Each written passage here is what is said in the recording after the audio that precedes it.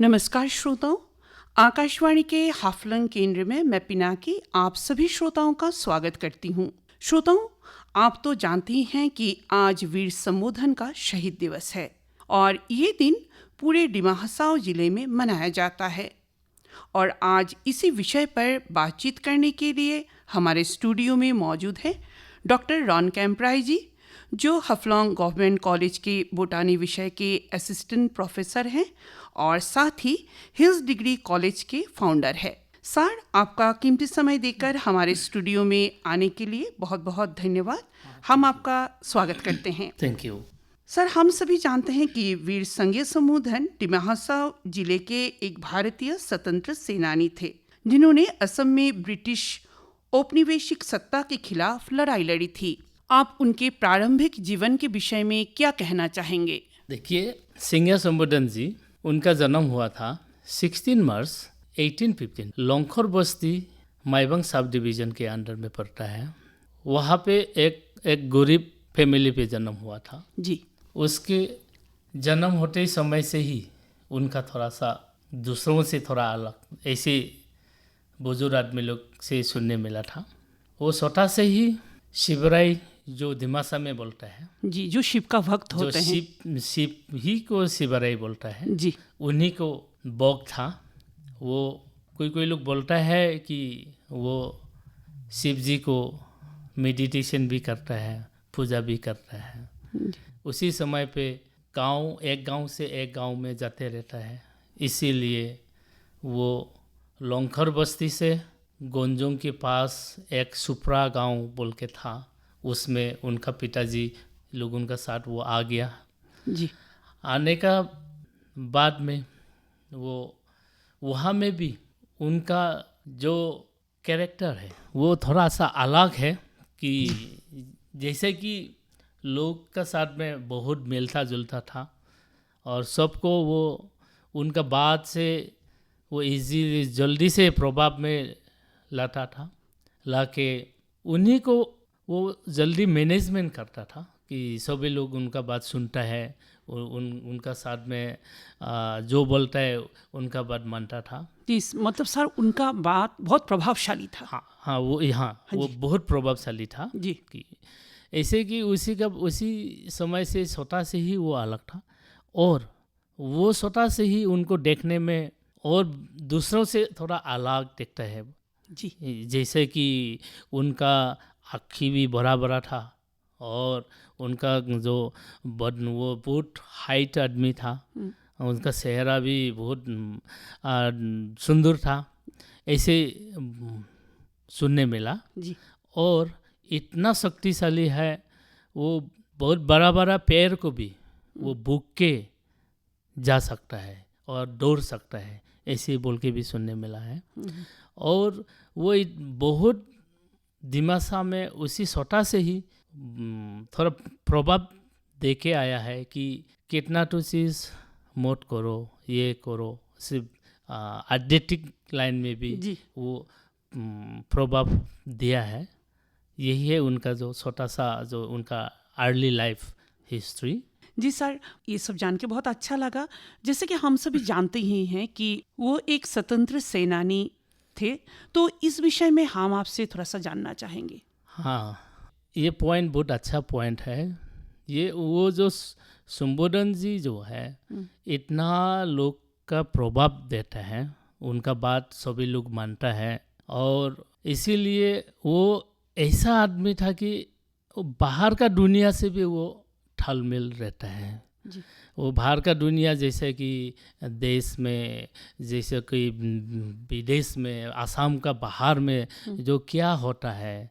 1832 को जब से संबोधन जन्म होने से पहले दिमासा राज्य जो कछार का है जी। वो ब्रिटिश का अंडर में चला गया था। उसका बाद में ये जो पहाड़ी जिला है जो अभी का डिमा हसाओ जिला, साथ में नौगांव जिला एंड गोलाघाट जिला एंड कार्बी आंगलोंग, जो ये 4 जिला थुलाराम सेनापति का अंडर में था। अच्छा। जब वो थुलाराम सेनापति मर गया 1854 को, उसकी बाद से ये थुलाराम सेनापति का जो राज्य है वो ब्रिटिश का अंडर में पूरा चला गया। उसी के बाद में ब्रिटिश ने गोंजुंग पे सब डिवीज़न बनाया। तब में क्या हुआ कि जब संबोधन जी को 20 साल का ऊपर हुआ और वो जैसे कि वो सुनने मिला है कि जी सर, उनका उम्र जब 20 साल हुआ है कि बुजुर्ग आदमी लोग बोलता था और कितना लिखने में भी बुक में भी ऐसा लिखा है।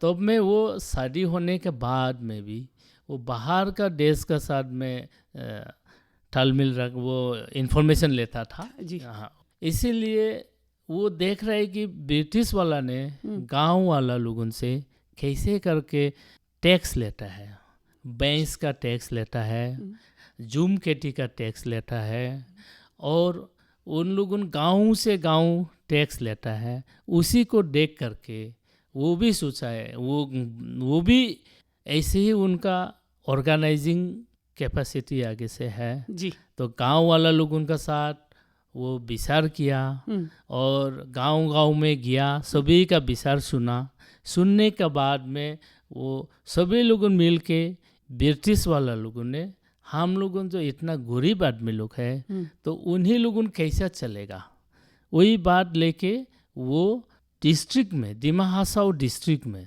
जैसे कि माईबांग से लेके इधर आपको दुयुंगमुख हारंगजाओ ये जो पहाड़ी ज़िला में वो दिमासा का बीच में ऑर्गेनाइज किया।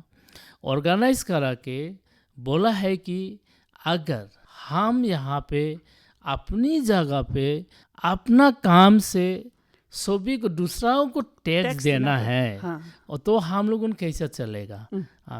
सभी लोग तो गरीब है। उसका बाद में उसी ने प्लानिंग किया कि उसी ग्रुप बनाया। पहला में लोग सभी गांव से 3 आदमी 3 जवान लड़का लोग आया, उनको साथ में दिया। उसका बाद सभी गांव में जाके वो ऑर्गेनाइज किया। ऑर्गेनाइज करने का बाद में उनका एक थीम बना। जब थीम बनते में ब्रिटिश को खबर मिला, ब्रिटिश वाला लोगों ने उनको मना किया, आपने ऐसा ऑर्गेनाइज मत कीजिए, अगर ऑर्गेनाइज करेगा तो आपको भविष्य में प्रॉब्लम आएगा। उसी के बाद संबोधन नहीं माना, बोला है कि वो अगर हमारा अपना देश में रहना है, जिंदा रहना है, तो हम कुछ तो करना है अपना देश के लिए। वही बोल के सभी लोगों को ऑर्गेनाइज करके वो एक थीम बनाया। थीम बना के एक ग्रुप उनका आर्मी का जैसा हो गया। उनका वो वॉलेंटरी ग्रुप बोलते हैं। हाँ, उसमें कोई पैसा वेतन वाला नहीं है। सभी लोगों भी अपना देश के लिए निकाल के माईबांग में एक ट्रेनिंग कैंप उन लोगों सेटअप किया। अच्छा, वो किताब में लिखा है, कितना तो किताब में लिखा है। तो वो ट्रेनिंग कैंप में ऐसे ट्रेनिंग कैंप बनाया कि जो लोग वहाँ में घुस जाता है, घुस जाने के बाद में देखता है कि वहाँ कुछ भी नहीं है, लेकिन वो जो मेन जो कैंप है, कैंप पहाड़ का ऊपर में है, सभी चारों तरफ में पहाड़ है, बीच में जब आदमी जाता है तब जाके जो भी नया आदमी जाता है उसको इजीली पकड़ सकता है। उसी तरह उन लोगों ने कैंप बनाया। ब्रिटिश ने सुनने के बाद में ब्रिटिश सर ने उनको वारंट ऑर्डर किया, सुमन ऑर्डर किया कि वो ऑर्डर में क्या हुआ है, देखो उधर में बोला है आप जल्दी से जल्दी गुंजुंग में आके सब ऑर्डिनेट का सामने में कैप्टन बॉयट उन्हीं का सामने में आके पेश करना है, नहीं तो उनको जेल में दिया जाएगा, अरेस्ट करा जाएगा। उनका साथ में और 2 आदमी था कि उनका भी और एडवाइज़र, उनका साथ में उनका मिलिट्री देखने वाला ऐसा था। एक हो गया मैनसिंग खेम्प्राई और दूसरा वाला हो गया मोलोंगसोंग बोल के 2 आदमी था। एक आदमी देखता है उनको एडवाइजरी करता है मैनसिंग खेम्प्राई, एंड मोलोंगसोंग उसको कमांडिंग करता है। ये दोनों भी उनके साथ ही जुड़े हुए थे। हाँ, उन्हीं के साथ ही जुड़े हुए थे। वो दोनों भी तोप में वो तीनों को सुमन वारन मिला था। उसी दिन में आपका माइबांग में थोड़ा फाइट हुआ, लेकिन दोनों साइड में दो आपस में बुझा के रह गया। उसके बाद शंभुदन जी और कितना दिन का बाद में ब्रिटिश वाला लोगों ने फिर उन्हीं को अत्याचार करने के लिए किया। तब में शंभुदन जी आके गुंजुंग में जो ब्रिटिश का हेडक्वार्टर है, तो उसी में आके शंभुदन जी ने अटैक किया। अटैक करते समय पे तो कैप्टन बॉयड, उनका फैमिली, उसका आर्मी बहुत था। तो उसी का बीच में जो फाइटिंग में उनका कैप्टन बॉयड को मार दिया। उसका साथ में उसका आर्मी को भी मारा है। मार के फिर भी कैप्टन बॉयड का बीबी बच्चा उन्हीं लोगों को कुछ भी नहीं करके, बाकी जितना फैमिली लोगों को कुछ भी नहीं करके, सिर्फ उन लोगों ने बोला है हमको अत्याचार किया, हमको तकलीफ दिया, इसीलिए ही इनको मरने पड़ा, नहीं तो हम नहीं मरता। उसी हिसाब से ही शंभुदन जी इसमें जो यहाँ से ब्रिटिश वाला लोग ने दिमा हासाओ से, गुंजुंग से वो हेडक्वार्टर शिप करके सिलचर में चला गया जी। तो जैसे कि सर आपने अभी कहा वो लोग डिमा हासाओ से शिफ्ट करके वो लोग सिलचर में चला गया, तो हम आपसे आगे जानना चाहेंगे कि आंदोलन का प्रभाव हमारे डिमा हासाओ जिले में किस तरह का था और क्या इसका प्रभाव दूसरे जिले में भी हुआ था? हाँ, आंदोलन का बहुत प्रभाव हुआ था। जैसे कि अभी हम लोग सिर्फ सुनने मिलता है, उसी समय का अगर जस्ट इमेजिन करें तो बहुत हुआ था। क्योंकि इस आंदोलन में ये जो ब्रिटिश का दिमासा राज्य को दो भाग किया था। एक हो गया सिलचर कचार में, एक हो गया ये पहाड़ी जिला, जैसे कि उत्तर कचार जो पहला था जी, जैसा कि उसी में आ गया है कि आपको नौगांव डिस्ट्रिक्ट, कार्बी आंगलोंग डिस्ट्रिक्ट, गोलाघाट और ये डिमा हासाओ और नागालैंड का जो दीमापुर एरिया जो है, ठुलाराम का जो राज्य था उसी में आ गया था। तो अब में क्या हुआ है, जब ठुलाराम का मूवमेंट होके ब्रिटिश ने गुंजुंग छोड़ के सिलचर चला गया, उन्हीं लोगों का एडमिनिस्ट्रेशन कंप्लीटली ये पहाड़ी एरिया में ख़त्म हो गया था।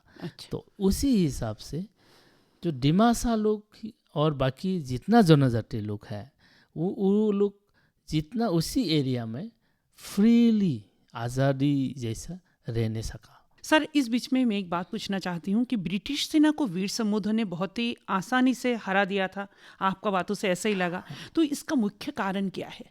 देखिए, ये जो शंभुदन जी का जो ऑर्गेनाइजिंग जो सिस्टम है वो ऐसा किया है कि ब्रिटिश वाला लोगों ने उनका सेना यहाँ से भी रिक्रूट किया होगा जी, फिर भी शंभुदन जी ने उनका सेना बनाया है, गांव से सभी से लिया है।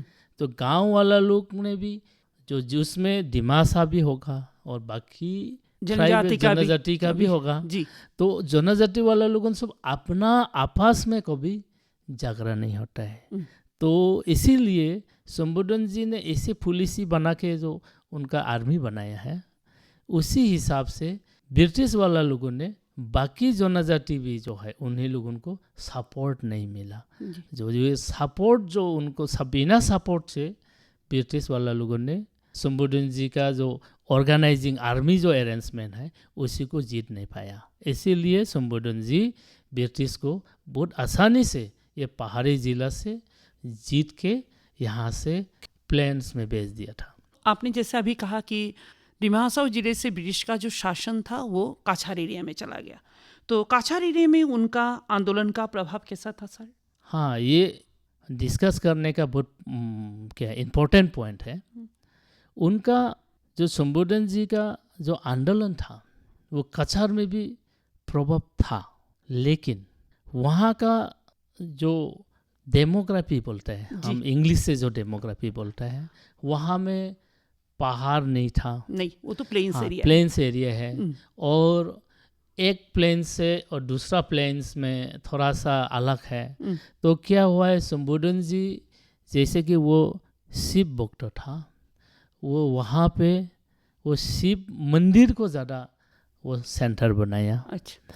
वो मंदिर सेंटर बना के बहुत जगह में वो मंदिर में गया, उसी तरह से वो ऑर्गेनाइज किया।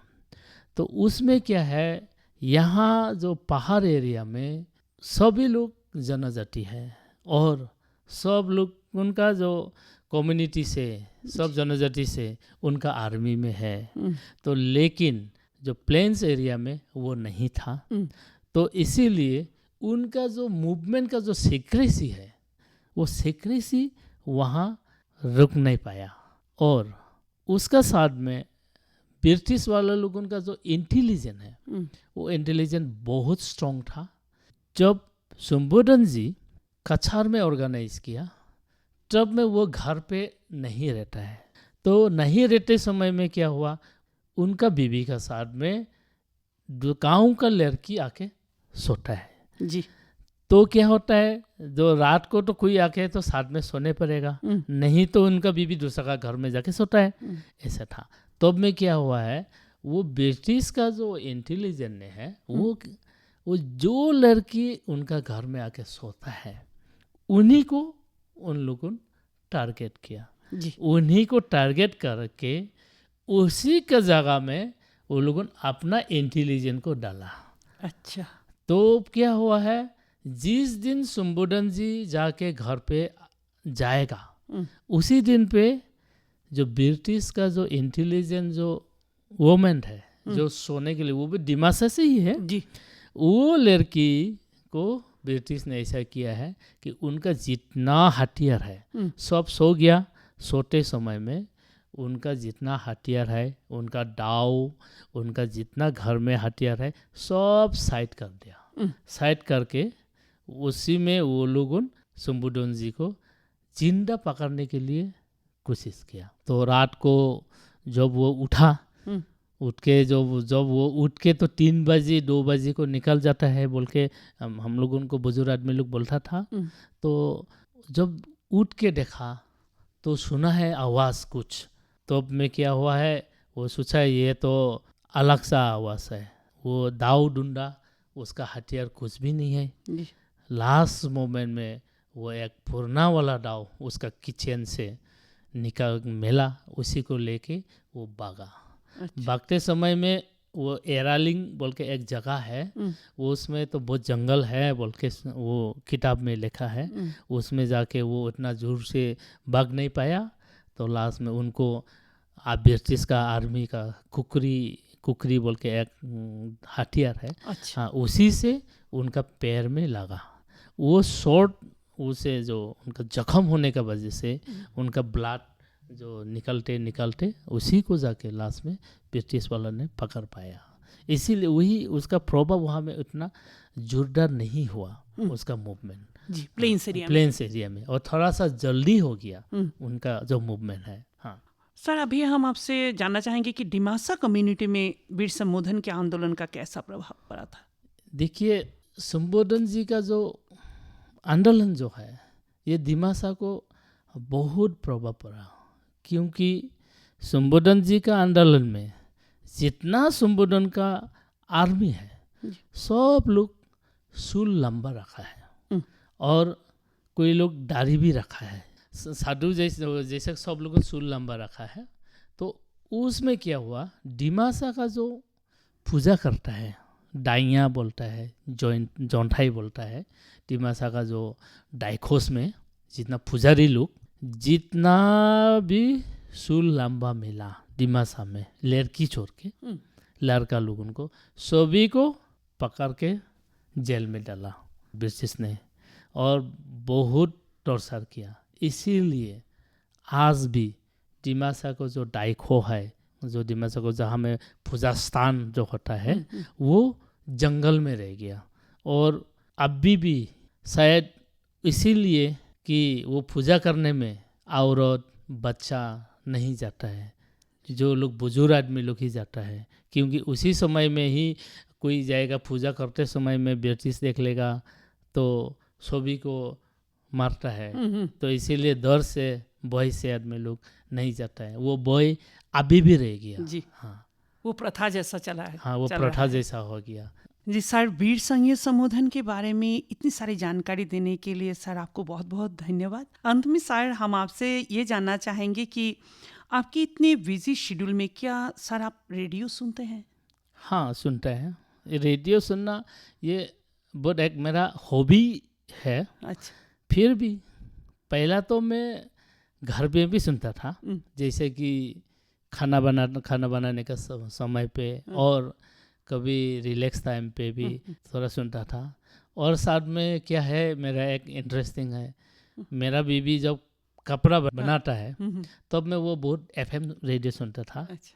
तो ऐसे था। ये मोबाइल आने का बाद में वो रेडियो वाला थोड़ा सा वो चला गया।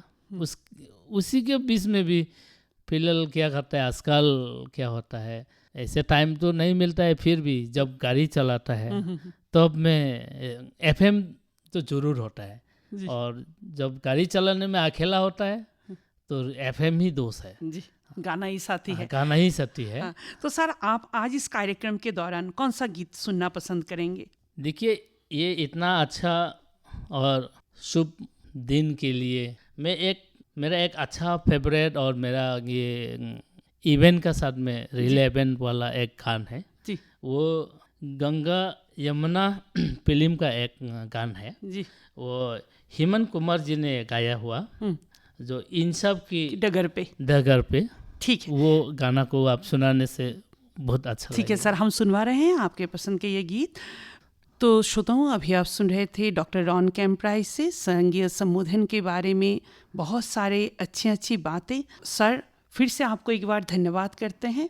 चलो, थैंक यू। और आप मुझे यानी कि पिनाकीधर चौधरी को दीजिए इजाज़त। नमस्कार। नमस्कार।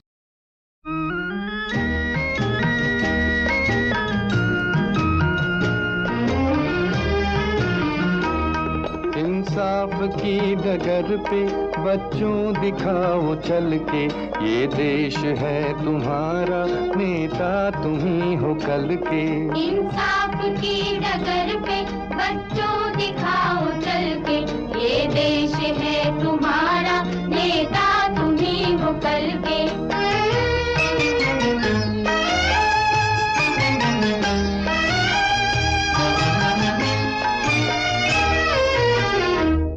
दुनिया के रंज सहना और कुछ न मुंह से कहना, दुनिया के रंज सहना और कुछ न मुंह से कहना, सच्चाइयों के बल पे आगे को बढ़ते रहना, सच्चाइयों के बल पे आगे को बढ़ते रहना। रख दोगे एक दिन तुम संसार को बदल के, रख दोगे एक दिन तुम संसार को बदल के। इंसाफ की डगर पे बच्चों दिखाओ चल के, ये देश है तुम्हारा, नेता तुम ही हो कल के।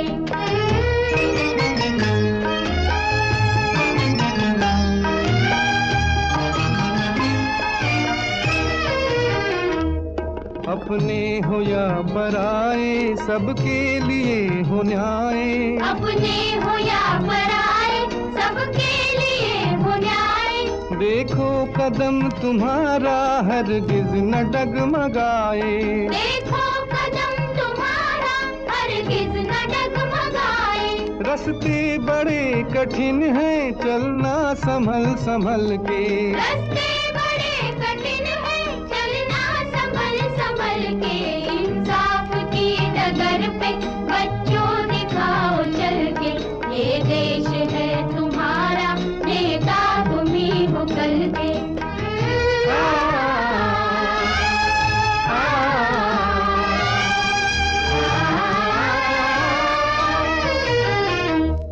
इंसानियत के सर पे इज्जत का ताज रखना, इंसानियत के सर पे इज्जत का ताज रखना। तन मन की भेंट भेंट देकर भारत की लाज रखना। तन मन की भेंट देकर भारत की लाज रखना।